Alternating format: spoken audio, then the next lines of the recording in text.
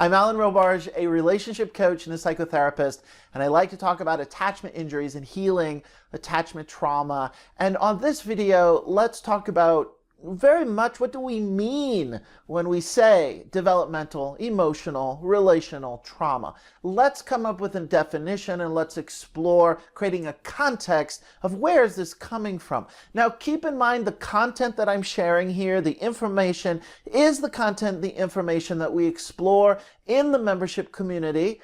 Improve Your Relationships, that I created a group of like-minded people. We come together to explore these ideas and then also name and identify a plan of self-directed healing. If you want to learn more about that, I will acknowledge it at the end of this video as well. But for now, let's jump in. And what do we mean when we talk about attachment trauma?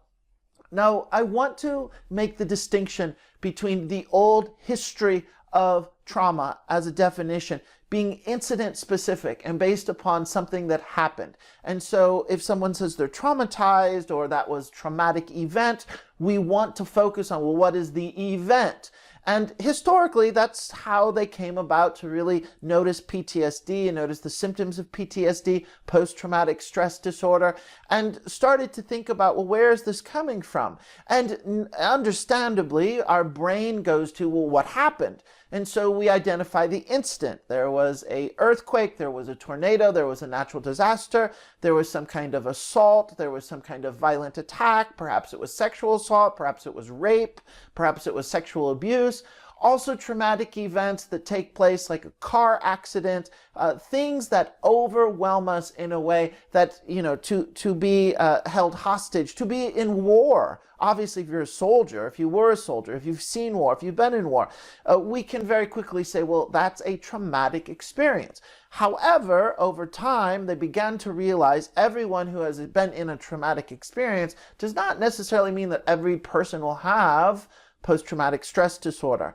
And with the advances in research, neuroscience, looking at the biology, the physiology, the brain functioning, what is going on in the brain, and very much the nervous system in the body, they started to move away from, it's still important, but it's not the defining factor to look at an incident. You don't have to prove that something happened to you to have symptoms and experiences of trauma looping in your nervous system and activated in your brain and creating this hormonal cocktail that is producing trauma symptoms or trauma-like symptoms.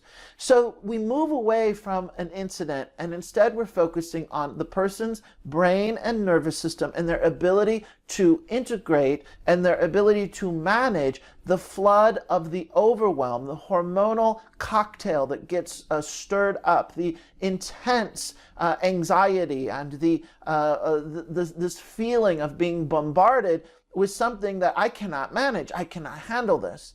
And if the nervous system is not able to process the intensity of that overwhelm and all of the physiological functioning that's going on in the body, the raised heart rate, the breathing, there's a whole series of things going on that are activating this fight, flight, or freeze response. And that if we are not able to integrate both in the moment and afterwards, our body's not able to come back into equilibrium, the body gets stuck looping in that place. So that is a basic foundation of a shift from looking at a very obvious, overt, incident-specific definition of trauma, and now we're beginning to look at the individual person's experience of a event or living their life in such a way that they could not manage chronic intensity, chronic overwhelm, chronic anxiety, chronic distress that is taking over. Now, the leap here, or the link, is in the word chronic when we start talking about developmental attachment trauma. Attachment trauma means the quality of bonding that we have with the people that we love, and that very much our survival is dependent on staying connected to those people that we love. And our survival is dependent on feeling a sense of closeness with those people that we love. And developmental trauma comes from attachment injuries, or we could say developmental attachment trauma comes from attachment injuries. And in some ways, we can think the attachment injuries are more like the incidents. If we're looking at, what really happened or when did it happen, we might be able to hone in on attachment injuries or things that take place. Now, they could take place just, in one moment, a day, something happened, but we're also looking at over a series of time, a span of time with a series of events that cumulatively together in your development through childhood, age 10, age 11, age 12, age 5, it happens very early, that your loved one, your parent, your caregiver, the primary person that we really depend on in some ways is just not there emotionally. And this can get very confusing because we can also start really thinking and talking in covert terms that it's not obvious. It doesn't have to be an obvious sense of abuse. You don't have to have, an obvious parent who has some challenges to being, quote unquote, a good parent. You can have a loving parent and a parent who is participating in the child's life, but still not emotionally offering connection, engagement, emotional attunement, seeing that child, really listening to that child, being available, wanting to move into and know that child's inner world. And so developmentally, that means over a span of time, we've had this ongoing chronic absence, this emotional absence. And these multiple incidents of attachment injury where the child imploded on him or herself. The child felt a degree of distress and disconnect and the realization that, wow, mom is really not here, or wow, dad is really not here, or wow, my aunt who takes care of me, my aunt is really not here, or whoever it is that is, the important person, the caregiver to the child, that over time, if these attachment injuries had continued, we begin to say there was developmental, emotional, relational trauma. And the trauma will show up later in life based upon how we are in relationship, and that we have a degree of a heightened degree of a sense of insecurity around relationships. And this insecurity is not just simply an idea, this kind, like I'm feeling insecure, I'm feeling insecure about myself, or it's not just the thought or the idea. Insecure is a reference or a identifying that the actual bond, the quality of bonding, the connection, the strength of the bond is compromised. It is not secure, so therefore it is insecure. So we're more focusing on naming the quality of the bond. It's not just saying, oh, you feel insecure. But what this means is in our adult relationships, when we are with someone, we are going to experience higher levels of concern and confusion and distress and emotional anxiety around, is it safe to be in relationship with this person? Can I trust this level of vulnerability? Is this person really available to me? Am I available to him or her? Can we trust this? Can we really trust, being vulnerable with each other? And is it reliable? Or will I end up feeling neglected? Will I end up being abandoned? Will I end up being rejected? So this stirs the nervous system. It's not only a psychological process. It's not just how you are feeling. This releases a flood of hormones in your body, a hormonal cocktail that can skew your perception of reality, can also make you feel an intensity and an urgency in what's referred to as primal panic. So you now have this ongoing experience where relationship equals insecure attachment, and relationship releases that the place of the trauma is stored where you experience intimacy.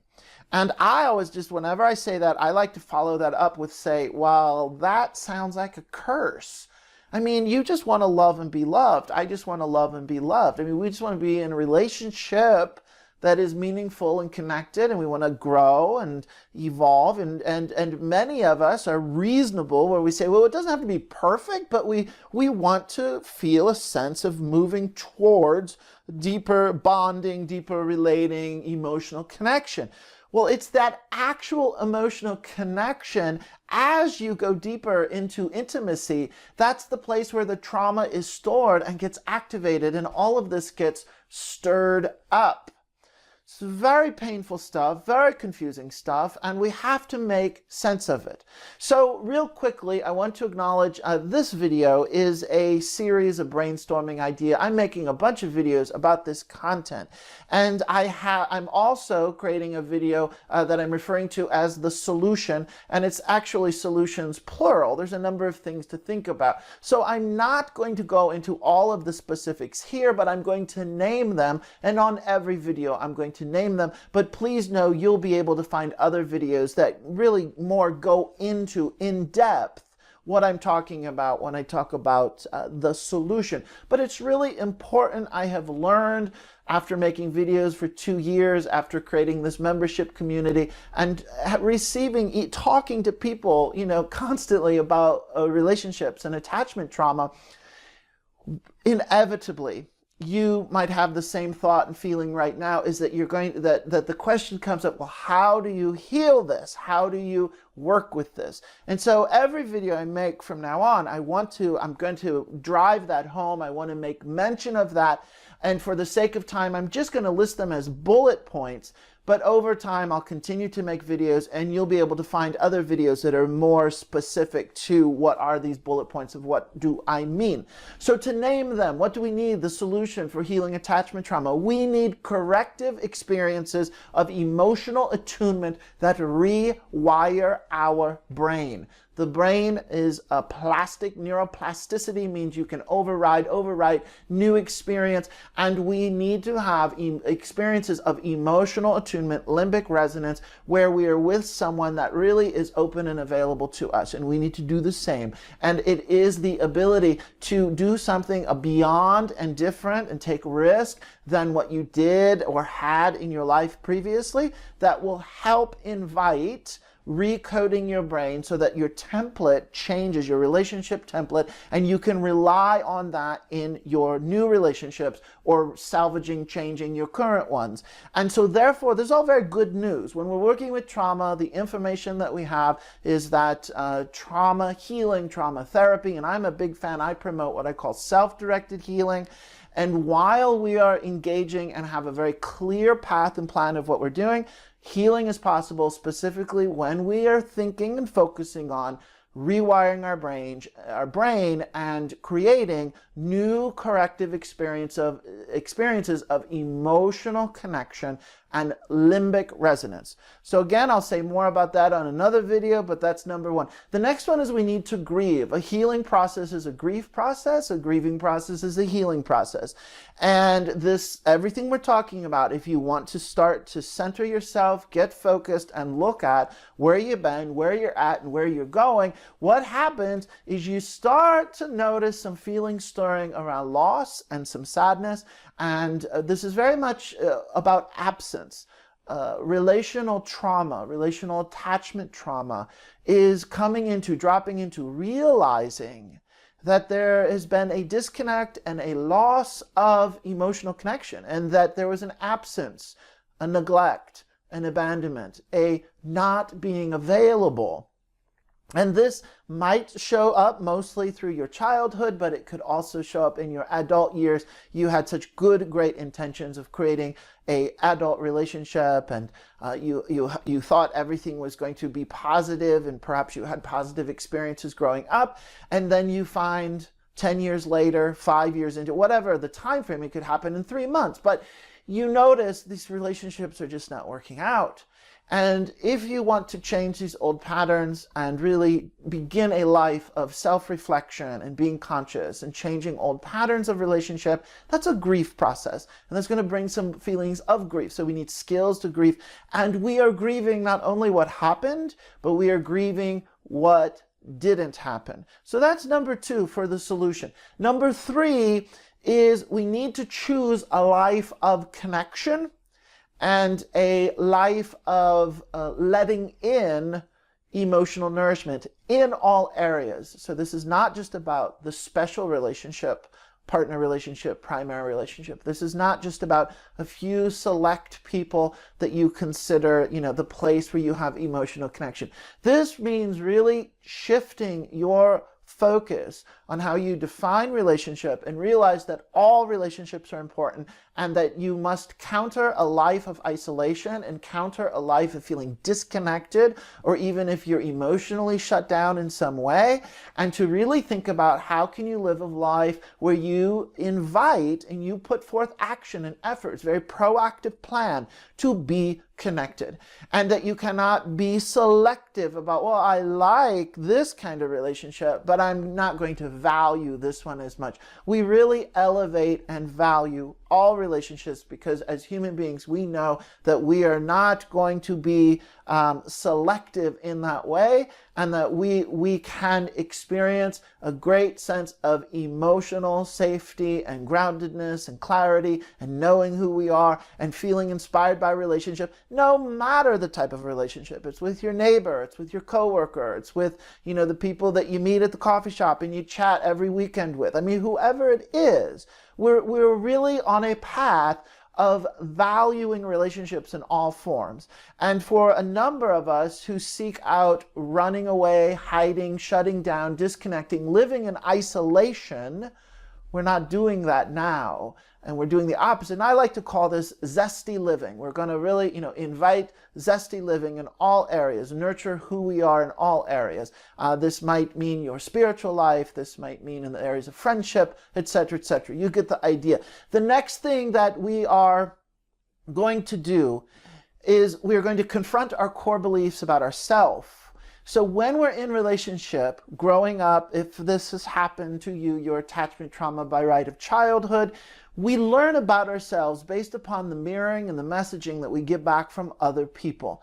And if other people are disengaged and shut down, and let's say they're preoccupied with their own stuff, they are depressed, they have an addiction, they are overworked and working so much that they don't have that much energy to spare, they are preoccupied in their own drama around their life, other relationships or their marriage or primary relationships, where they're not giving their full or giving their all, or really able to be present to the child. So what happens is we develop core beliefs. Then at some point the child, consciously or unconsciously, will say, oh, there must be something wrong with me because mom's not actually interacting with me. Or, I think that I'm unlovable because dad totally is checked out and he basically ignores me. Or I just don't matter. I don't matter as a person because when I'm hanging out with the family, I just feel like I'm a piece of furniture. I'm just sitting there. People don't really talk to me. So over time, we really personalize it, and we develop these core beliefs about ourselves that then influence how we create more relationships in our adult life. And I said it earlier, and I'll say it again, in a way that's, it's really, it feels like a curse, and I don't mean that in any kind of evil demonic sense, but just in a playful metaphor sense. It feels like a curse where you just want to be in relationship, and already you have this obstacle where you don't even believe that you can be in relationship. You don't believe that you're lovable. You don't believe that you're good enough. You don't believe that you matter. So if you want to heal from attachment trauma, there will also be an ongoing amount of healing work, or a chapter of healing work, where you really have to confront what are your core beliefs about yourself and what did you learn about yourself when you're in an environment where the quality of the bonding or the quality of the attachment was compromised. Usually what it means is we diminish our sense of self. Our sense of self has been diminished. So we want to change that. Now, the other thing you need to think about is that we get core beliefs, we get information about who we are within ourselves, or our self identity, but now we also got messaging from our family, the bigger picture of the family. And then we got messaging from our environment, of our community and people around us. and we get core messaging about relationships, and we get information about that beliefs that are planted of what a relationship is supposed to look like, and that even comes from the culture. And this can be referred to as the romantic narrative. And we all know it. We live in it. And you see any kind of romantic comedy, there is a formula. And there are all of these assumptions and beliefs of what a partner relationship is supposed to be and provide for us. You know, how we meet someone and it's love at first sight and we're feeling all giddy and excited and they just rock our world, and then we grow in loving each other and get to know each other, and then we have our forever relationship, and this person just really is my soulmate and the one and knows who I am. Well, let me tell you that that is a story, and we refer to it as a narrative.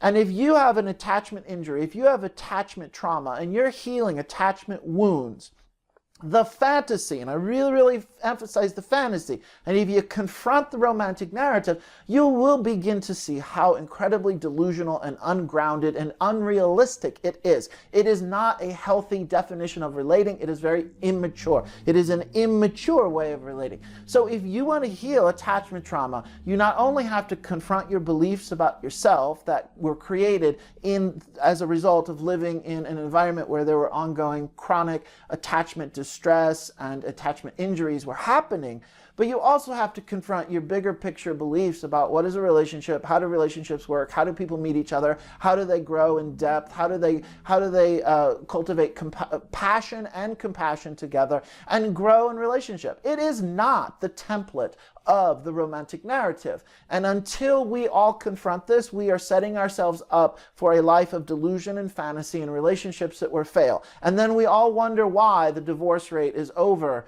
50% or higher. It's not a healthy, mature way to go about creating adult to adult relating. So we have to heal that. We have to look at that. We have to dissect it, decode it, and replace it with some new beliefs. So new beliefs about yourself, core beliefs about yourself, and new beliefs that you define what is a relationship and what is a healthy relationship. Now, as we're doing this, another component, the solution, I'm running through all these ideas, we need to strengthen our sense of self.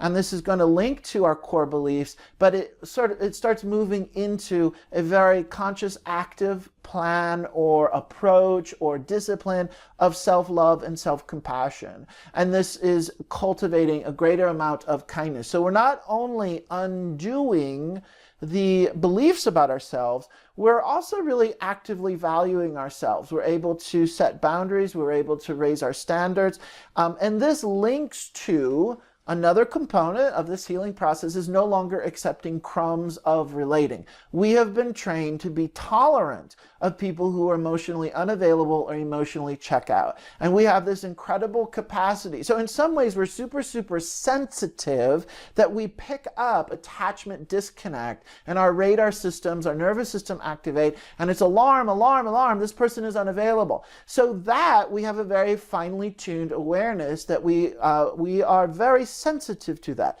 But at the same time, despite this sensitivity, we also are able to override, dumb down, check out, give the benefit of the doubt, talk ourselves out of, ignore all of this distress. And our approach is that, well, we just have to live with this distress and we have to try harder to get connection. Well, this is not working because it means that we have very low standards, and many people then will choose to stay in relationships that are not good for them, with partners they don't really feel connected to, really trying to create a relationship where a relationship can't be created. So we have to change our level of tolerance by practicing intolerance. And that's the way I phrase that and think about that, is no more crumbs of emotional relating or emotional non-relating. Now, the other thing that we need to think about in this process is about checking into our body and waking up our body. And everything that I've said is going to be underscored and simultaneously experienced through the felt sense of the awareness in your body. And that trauma work, healing trauma, is about taking a path of paying attention to body sensation and your felt sense and helping your nervous system. You're participating with your brain, but your nervous system needs to recalibrate. It needs to reset itself. And there is a very particular approach of working with a window of activation when this happens. And how do we cultivate the awareness and the sensitivity to ride the wave, ride the intensity, be with our body, offering ourselves attention and love and kindness, and letting the body come back into a grounded state of equilibrium. So it is learning the skill of felt sense awareness, and it is taking a body-based approach. We do definitely need that when we are on a path of healing attachment trauma. This would mean not ignoring yourself, not ignoring the messaging, the intuition, the feeling states that you're getting, and we're really increasing your sensitivity of your own body awareness and then your sensitivity to respond to that body awareness, as opposed to thinking you need to live in chronic distress and attachment distress with this trauma that keeps getting activated in your relationships. So I hope that this was helpful. This video is a series. It is the content that we talk about and share, and I've created a community of people, like-minded people like yourself, who values this information, and we come together. Let's talk about this. I want to know, what is your plan of self-directed healing? Of those 6 or 7 things I just named, which one stands out for you? And which one are you working on this week? And what is a very proactive, not only the goal of how you're going to, focus on it, but the very individual tasks that you're going to name of taking you one step closer to reaching that goal. And this is the program within the 8-week program. It's reoccurring every week, a different discussion topic, every week a suggested activity that you are invited to participate and engage. And there's a component of self-accountability where you can share, you can update us on how's it going this week, how did it go last week, what are you looking forward to.